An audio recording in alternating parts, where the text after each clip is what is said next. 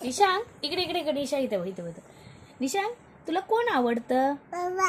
तुला खाऊ कोण आणून देतं? दीदी. आणि तू कोणाचा? बाबाचा. होय. आणि तुला फिरायला कोण नेतं? दीदी. आणि तुला चॉकी कोण देतं? दीदी.